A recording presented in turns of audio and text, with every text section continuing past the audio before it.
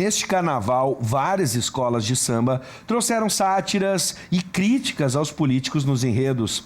O número de agremiações que realizaram protestos nos desfiles do Rio de Janeiro chamou a atenção. 11 das 13 escolas levaram ao sambódromo mensagens cheias de ironia aos governantes. Em Porto Alegre, o Complexo Cultural Porto Seco recebe o Carnaval das Escolas de Samba nos dias 6 e 7 de março. Para fazer uma análise sobre o tema, nós contamos com a presença da mestre em História, a professora Helena Catani. Seja bem-vinda. Muito obrigada pelo convite. Bom, professora, primeiro, a gente abriu o programa falando sobre os protestos contra governantes nos sambas enredo das escolas de samba do Rio de Janeiro, que não são uma novidade. Até essa é a primeira pergunta que eu vou fazer. Pelo menos na minha memória, eu sempre gostei do Carnaval do Rio de Janeiro, sempre acompanhei as escolas. E, no caso, sou o torcedor da Beija-Flor. E o Joãozinho 30 era um cara que representava muito bem isso. Ele foi um pioneiro nesse quesito ou outros já faziam isso na década de 70, início da década de 80? Tu mencionaste muito bem, assim, Joãozinho 30 é uma das grandes personalidades do Carnaval que sempre trabalhou o Carnaval como uma forma de protesto da cultura popular. E ele aprendeu muito com Fernando Pamplona, foi o professor dele, que foi, esse sim, a gente pode chamar de o grande pioneiro nos anos 60, quando ele vai trazer o negro para a avenida. Ele vai fazer uns sambas do Salgueiro, em carnavais do Salgueiro, de muito protesto. E o Joãozinho 30, Rosa Magalhães, Maria Augusta, são discípulos deles que nos anos 80, 90, início dos anos 2000, trouxeram essa característica de protesto. Sim. Então sempre foi, como tu mencionaste muito bem, uma característica presente no Carnaval do Rio de Janeiro. Em maior ou menor grau, sempre teve esse nível de protesto. Agora, em maior grau. Né? Bom, agora esse fenômeno, então, o tom de protesto tem sido o foco de muitas escolas. É apenas crítica social ou é um caminho que ganha destaque também entre os jurados? Nas redes sociais, alguns, por exemplo, comentaram em relação à Mangueira, né, onde as notas não foram tão boas quanto de outras escolas e a crítica foi muito forte na Mangueira. O que a gente pode imaginar? Essa talvez seja, quando a gente vai para fora do mundo do Carnaval, assim dizendo, a gente talvez pense um pouco mais apenas no que está sendo transmitido, mas o jurado, ele não pode e não deve levar em consideração esse aspecto. O jurado está preocupado naquele momento que ele está julgando com o aspecto técnico do seu quesito. Se a escola, no quesito bateria, por exemplo, está apresentando o ritmo de forma correta, se não atravessa em nenhum momento, se o canto está sendo bem desenvolvido, o jurado de fantasia, se a fantasia se desmontou alguma coisa, se a fantasia é legível. E o caso da Mangueira especificamente, a Mangueira não conseguiu produzir plasticamente o que ela estava se propondo. Então isso, comentando durante o desfile, eu já percebi assim, a Mangueira não leva esse ano, porque está difícil entender plasticamente a proposta escrita. E é isso que o jurado se apega, deve-se apegar exclusivamente no momento do desfile. Se o quesito, se os pontos principais do seu quesito estão sendo cumpridos. A questão de gosto, eu gosto desse assunto ou eu não gosto, tem que ser deixado de lado, eticamente falando. Né? Então... Bom, na comparação com o ano passado e até em outros carnavais, o tom das críticas, ele está mais aflorado. As críticas têm sido, por exemplo, usando menos o sentido figurado ou uma alegoria, mais diretas e pontuais?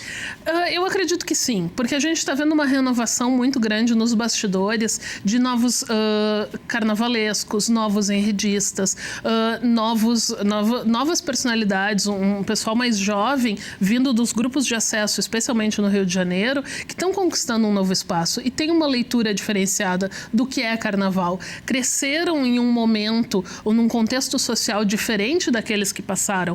Então vai se modificando, assim como Joãozinho 30 modificou nos anos 80 e 90, assim como o Paulo Barros na década passada foi um grande destaque. Agora tu tem novos nomes, como o Carnavalesco da Mangueira, o Leandro Vieira, se eu não me engano.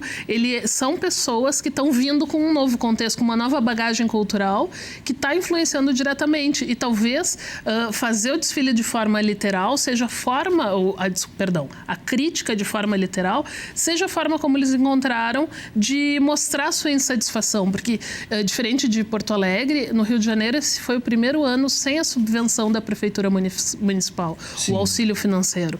E isso pesou muito para as escolas. Principalmente a gente vê nos grupos de acesso, onde não teve nenhuma verba pública e as escolas sentiram isso. Né? Sim. Em outros momentos, é bom a gente resgatar a memória, até mesmo, professora, por ser uma estudiosa, tem uma bagagem, uma memória maior que a nossa, né? A gente costuma esquecer outros carnavais.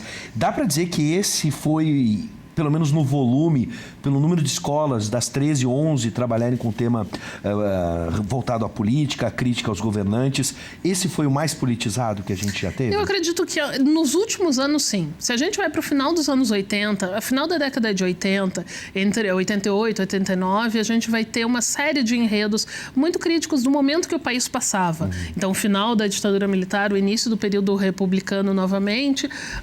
Porém, agora a gente está tendo essa volta desse conservadorismo e fazer cultura popular no país se tornou um gesto de resistência.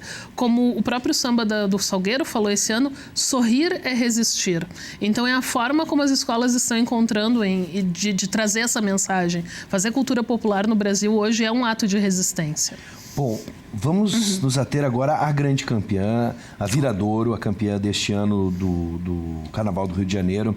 O enredo da Viradouro, abre aspas, Viradouro de alma lavada. Falou sobre um grupo de mulheres ganhadeiras de Itapuã, né? Quinta geração de mulheres negras escravizadas que lavavam roupa na Lagoa do Abaeté e faziam outros serviços em Salvador em busca da compra da liberdade. Que análise a gente pode fazer sobre esse tema, sobre o tema enredo campeão deste ano? Foi um excelente desfile, foi um tema muito instigante, muito bem apresentado. Muitas pessoas têm comentado, são as primeiras feministas do Brasil, então essas mulheres negras que lutaram pela sua liberdade. Foi muito interessante, plasticamente foi muito bem colocado, o samba era muito bom, o samba pegou muito bem com o público. E então, se eu vou pensar pelo meu lado de jurada, os quesitos técnicos estavam muito bem cumpridos ali. Muito bem cumpridos e a Viradouro mereceu. Mas esse foi um dos anos com maior equilíbrio entre as escolas. Perguntava para qualquer um no dia da apuração, ninguém afirmava com certeza, carimbava, não, a Viradouro é campeã, Grande Rio e Beija-Flor, ou Beija-Flor e Grande Rio, desculpa, eu não me lembro agora, mas essas três seriam as primeiras. Sim. Todo mundo achava que tinha 5 ou 6 ali. E eu acho que a Viradouro foi muito merecido. A escola vem numa renovação muito forte dos últimos 2, 3 anos. E isso coroou um resultado que não é só o que está sendo passado na avenida. É toda uma mudança de gestão positiva que aconteceu dentro da escola. Agora, abordando a situação do Carnaval de Porto Alegre, a Justiça deferiu uma liminar contra o prefeito de Porto Alegre, Nelson Marquesan. Ela determina que uma emenda impositiva prevendo recursos para o Carnaval no complexo do Porto Seco, aprovada pela Câmara, seja executada. A emenda assegura R$80 mil para a infraestrutura do local. O que a gente pode esperar dos desfiles em Porto Alegre, tendo em vista os poucos recursos disponíveis, e já não é de hoje? As escolas já absorveram essa nova realidade? Infelizmente, sim. Assim, algumas estão buscando recursos em outros locais, fazendo financiamento coletivo para os seus desfiles. Vai ser um desfile muito bonito, porque são enredos que estão sendo contados, muito bem contados. Bambas da Orgia está contando seus 80 anos, é a escola mais antiga de Porto Alegre. Imperadores do Samba está contando a história de Iberê Camargo, por exemplo. Imperatriz Dona Leopoldina Alessi Brandão. São 3 exemplos que as escolas estão trazendo, então, a sua resistência, né? Se a gente vai bater nessa tecla, porque infelizmente não teve recursos municipais, mais um ano. O Carnaval, ele gera um retorno financeiro para a prefeitura, que infelizmente a prefeitura não... um poder municipal não se dá conta disso, porque existe um gasto, investimento, e que é retornado que se retorna em impostos, mas, né, infelizmente isso não é visto. E as escolas estão se adaptando um pouco a isso, a essa realidade. E eu acredito que a gente vai ver um carnaval bem interessante, assim, bem, não tão luxuoso quanto o Rio de Janeiro, afinal, né? São contextos diferentes, mas eu acho que a gente vai ver a cultura popular em Porto Alegre emergindo novamente, né? Bom, para finalizar rapidamente, Claro. porque o tempo é curto, mas a Perdão. pergunta é extremamente importante. Quando a gente pensa em carnaval, o carnaval não se resume só à avenida, só ao Porto Seco, por exemplo. O carnaval na Cidade Baixa, como uma manifestação popular, como é que a gente pode resolver o problema? Existe uma solução na sua concepção? Respeitar a cultura popular. Eu acredito que o carnaval nasceu na Cidade Baixa. Para aqueles que não conhecem, o carnaval é oriundo da região onde hoje é a Cidade Baixa. Então, tu expulsar o carnaval do seu local de origem é um crime contra a cultura popular. Por que que a gente tem outras festas em outros momentos da cidade onde as pessoas podem comemorar na rua e a polícia não tem uma repressão tão forte, e quando é carnaval, por essa característica popular, existe uma repressão muito forte. A ordem do silêncio, tudo, mas estava acertado com os foliões que era até as 22 horas. Só que tem que dar um tempo para as pessoas dispersarem. Às 22h01, tu não pode atacar a população. E tu está atacando a população para fazer uma festa popular em grandes cidades do Brasil. A gente está vendo esse crescimento cada vez maior dos blocos.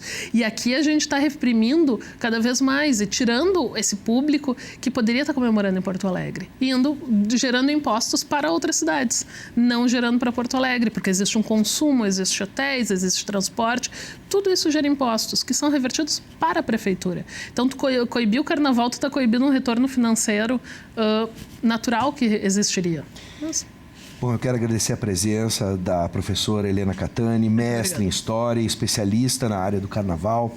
Seja sempre bem-vinda, professora, e muito obrigado pela sua análise. Agradeço o convite e sempre que precisar eu estou aqui. Até um próximo encontro e espero que não seja no próximo Carnaval. Tomara que Durante não. o ano a gente tem outras pautas para discutir. Seja bem-vinda. Muito obrigada.